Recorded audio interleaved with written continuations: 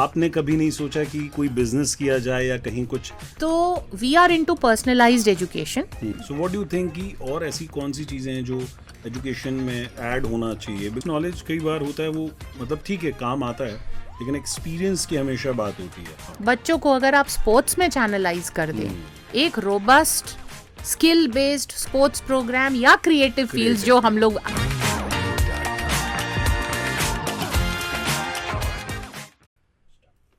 देखिए, कहते हैं कि गुरु ब्रह्मा गुरु विष्णु गुरु देवो महेश्वरा, गुरु साक्षात परम ब्रह्म तस्मै श्री गुरुवे नमः.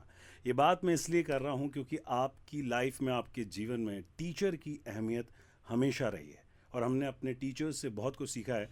और प्रिंसिपल्स, जी हाँ, जिनका थोड़ा सा खौफ भी होता है, उनका एक डर भी होता है स्कूल में. जब वो राउंड पे निकल जाएं तब भी थोड़ा सा बच्चों को डर लगता है.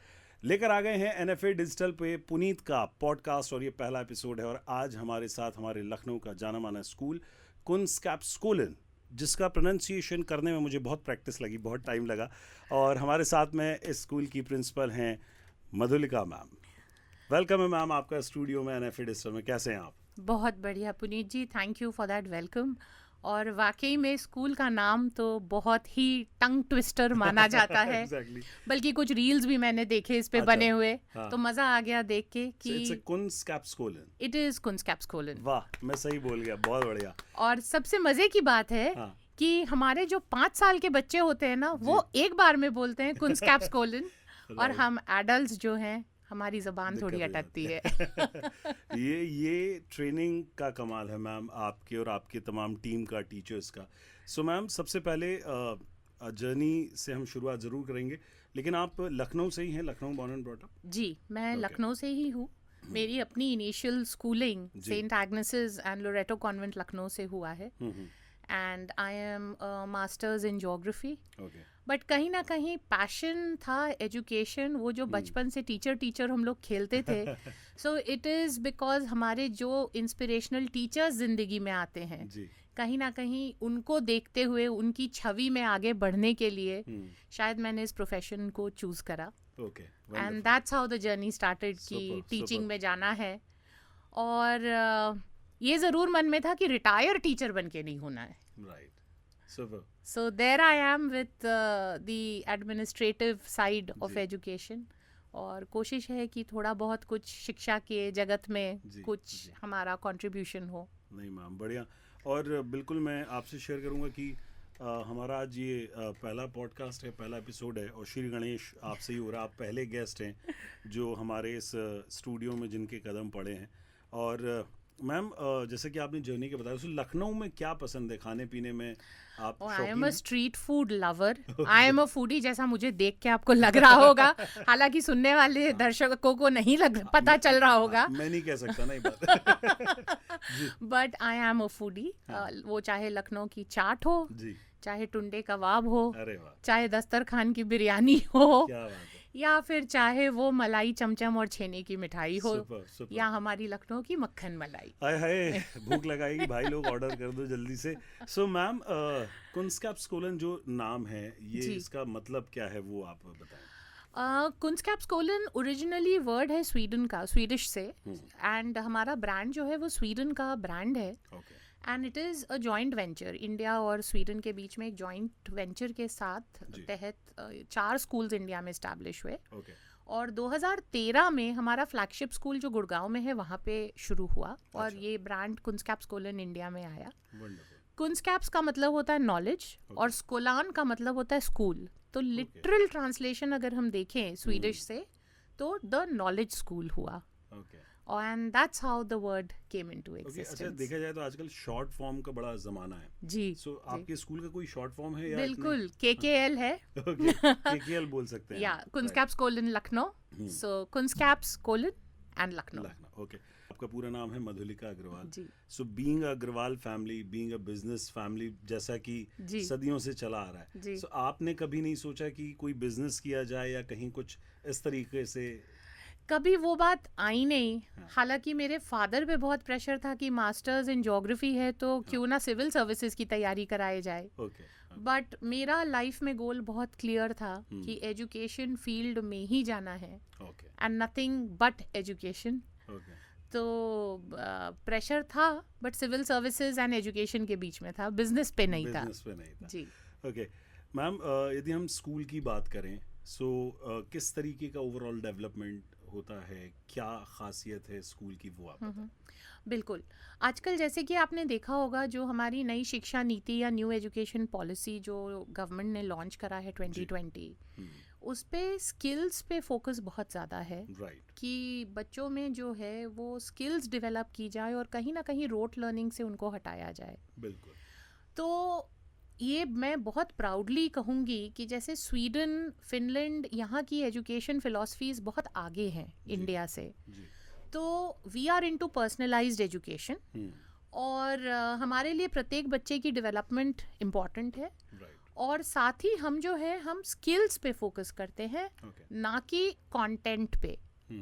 अगर देखा जाए तो कंटेंट के माध्यम से स्किल्स डेवलप होती हैं। बिल्कुल। बट जो आम तौर पे हम करते हैं कि बच्चे को इतना ज़्यादा एक उस 10th 12th के बोर्ड एग्जाम के लिए पढ़ाओ कि वो कंटेंट कहीं ना कहीं सुपरसीड करता है, स्किल्स पीछे छूट जाते हैं। बिल्कुल। और तभी शायद अब भारत सरकार को इतना सोचना पड़ रहा है, because jobs are changing to service sector more. Syllabus को लेकर अक्सर बात होती है कि लेंदी सिलेबस है या कुछ सिलेबस में चेंजेस होने चाहिए। सो व्हाट डू यू थिंक कि और ऐसी कौन सी चीज़ें हैं जो एजुकेशन में ऐड होना चाहिए? बिकॉज कई लोग कहते हैं कि यार ये पढ़ाई तो अब काम नहीं आ रही, तो उस हिसाब से आपको क्या लगता है? देखिए, जो जॉब्स आज की तारीख में हैं, अगर हम कंपेयर करें कि एक 3-4 साल का बच्चा जो स्कूल में आता है जी। वो जब तक इंडस्ट्री के लिए रेडी होगा, बीच में एक 20 साल का मार्जिन है। एंड जब हम हर 6 महीने में टेक्नोलॉजी बदल जाती है, तो 20 साल बाद जॉब्स क्या होंगे ये कोई प्रिडिक्ट नहीं कर सकता। वहाँ काम आती है फ्यूचर स्किल्स, जो आज आम तौर पे लोग 21st सेंचुरी स्किल्स के नाम से बोलते हैं कि भाई प्रॉब्लम सॉल्विंग आना चाहिए, टीम वर्क आनी चाहिए, क्रिटिकल थिंकिंग आनी चाहिए। तो यही आगे जाके आपको सक्सेस दिलाएगा, ना कि सिर्फ कंटेंट हैवी कर देने से आएगा। और कंटेंट में भी आप अगर आजकल सीबीएसई का देखो, तो सीबीएसई भी कह रही है भाई कॉम्पिटेंस बेस्ड एजुकेशन होनी चाहिए, case study based, higher order thinking, skill based होना चाहिए, जिसमें कि केवल रोट लर्निंग पे बच्चों के या मेमोराइजेशन पे मार्क्स ना आए, उसके तहत स्किल्स क्या बच्चों के हैं, so that they are more industry ready.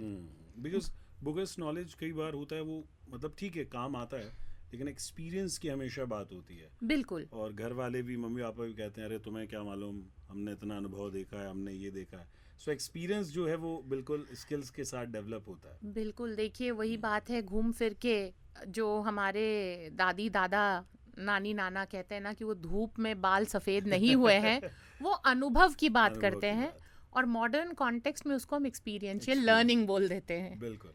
ठीक है। और अगर आप देखें हिस्टोरिकली, अगर आप शांति निकेतन की बात करें या जैसे हमारे यहाँ गुरु शिष्य या गुरुकुल परंपरा थी, वो सारा स्किल बेस्ड था। कहीं ना कहीं वो बीच में जब हमारे ऊपर ब्रिटिशर्स आए और जब हमें इंडस्ट्री के लिए तैयार करना शुरू करा, कहीं ना कहीं हमारा भारतीय जो एजुकेशन सिस्टम है, भारतीय शिक्षा का स्वरूप है, वो बदल गया। बिल्कुल। और अब हम वापस वही चाहते हैं कि वही स्वरूप फिर से आ जाए। राइट। ये चीज़ें धीरे धीरे चेंज हो रही हैं और लोग उसकी तरफ सोच भी रहे हैं। अपार्ट फ्रॉम एजुकेशन, मैं थोड़ा सा बात करूं आपकी पर्सनल लाइफ पे। जैसा कि I am also from Madhya Pradesh, और आप एमपी में, झारखंड में, आपने वहाँ पर एज अ प्रिंसिपल आप स्कूल्स में रहे हैं। सो एमपी से कौन सी यादें जुड़ी हैं, और मध्य प्रदेश में आप कहाँ पर थे? मध्य प्रदेश में मैं चंबल घाटी, मुरैना का अगर आपने नाम सुना हो, भिंड मुरैना बंदूकधारी। तो मेरा बहुत छोटा सा टेन्योर, एक 10-11 महीने का वहाँ पे था, as a founder principal for one of the renowned school chains. But मेरे ख्याल से जैसे वो एक हिंदी की कहावत है कि मील मील पे भाषा बदलती है और कोस कोस पे पानी का स्वाद, तो उसी तरह से जब अगर हम एजुकेशन की बात करें, तो एजुकेशन इंडिया में सोशियो कल्चरल बैकग्राउंड से इम्पैक्ट होता है। तो बड़ा मज़ा आता था, क्योंकि भाई हम लोग नज़ाकत नफासत के शहर लखनऊ से, है ना, मुस्कुराइए आप लखनऊ में हैं, और वहाँ मुस्कुराइए कि आप लाठी बंदूक के बीच में है वाला हिसाब किताब था। तो बड़ा मज़ा आता था। डिफ़िकल्ट है क्योंकि लोगों को डील करना, वहाँ की एक संस्कृति बिल्कुल अलग है। और जो चीज़ सबसे अलग है कि वहाँ पे राजस्थान का इन्फ्लुएंस में खाने की, क्योंकि आपने इतनी बात करी, तो वहाँ का तीखा खाना, लाल मिर्ची वाला मुरैना, बिल्कुल, तो वो भी बड़ा अलग अनुभव और स्वादिष्ट रहा। बहुत बढ़िया। बट हाँ, डेफिनेटली तहजीब और संस्कृति और कल्चरली बहुत अलग है। वंडरफुल। ओके मैम, मैंने सुना है कि आपका पैशन सिंगिंग भी रहा है, आप गाना भी गाते हैं, राइट? बाथरूम सिंगर, बट जब मौका मिलता है तो थोड़ा बहुत गुनगुना लेते हैं। तो मैम अब तो आपको सुरताल छेड़ने पड़ेंगे। सो 2 लाइन आप जो भी सुनाना चाहें, आपका फेवरेट गाना या जो भी। मुसाफिर हूँ यारो, ना घर है ना ठिकाना, मुझे चलते जाना है, हाँ चलते जाना, मुसाफिर हूँ यारो। क्या बात है, बहुत बढ़िया, super super. Thank you so much ma'am, thank you so much. My pleasure. I must say, मतलब आप देखा जाए, अक्सर लोग कहते हैं कि इंग्लिश मीडियम स्कूल्स के बच्चों की हिंदी उतनी दुरुस्त नहीं होती है, but being a principal I would definitely say कि आपकी हिंदी भी उतनी कमाल है। सो इसके लिए एक बार जोरदार तालियां भी बनती हैं। सो आप जितना हिंदी के साथ साथ दोनों भाषाओं पे आपका कमांड है, विच इज़ वेरी अमेजिंग। अच्छा मैम, देखा जाए तो एजुकेशन में आगे और क्या चीज़ें आप देखते हैं, क्या फ्यूचर आप देखते हैं, किस तरह का होना चाहिए स्कूल्स या कॉलेजेस में? देखिए, एजुकेशन के फ्यूचर में टेक्नोलॉजी ऑलरेडी जुड़ चुकी है। Technology has a big role to play, AI has a big role to play. अब वही बात है कि अब जब चैट जीपीटी आया, सबने कहा अरे चैट जीपीटी आया, शिक्षा का स्तर गिर जाएगा, बच्चे चैट जीपीटी करके आंसर्स लिखेंगे। बट उसका यूज कैसा हो रहा है, क्योंकि टेक्नोलॉजी से हम बच नहीं सकते। आज 1 साल के 6 महीने के बच्चे में भी हाथ में बच्चा रोता है तो मोबाइल पकड़ा दिया जाता है। तो आप टेक्नोलॉजी की इन्फ्लुएंस से नहीं बच सकते। उसको हम जुडिशियसली लेके कैसे चले और साथ में बैलेंस करना, ये बहुत ज़रूरी हो जाता है।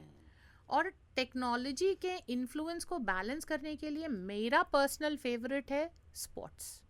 बच्चों को अगर आप स्पोर्ट्स में चैनलाइज कर दें, एक robust skill based sports programme या क्रिएटिव फील्ड्स जो हम लोग आज कर रहे हैं बैठ के, इसमें टेक्नोलॉजी है। पॉडकास्ट भी टेक्नोलॉजी की देन है। आप अभी जब आपसे ऑफियर बात हो रही थी तब आप भी बता रहे थे कि यदि आपका भी एक इंटरेस्ट था आरजेइंग की तरफ या एंकरिंग की तरफ, तो वो क्या एक ड्रीम था, वो बताएं।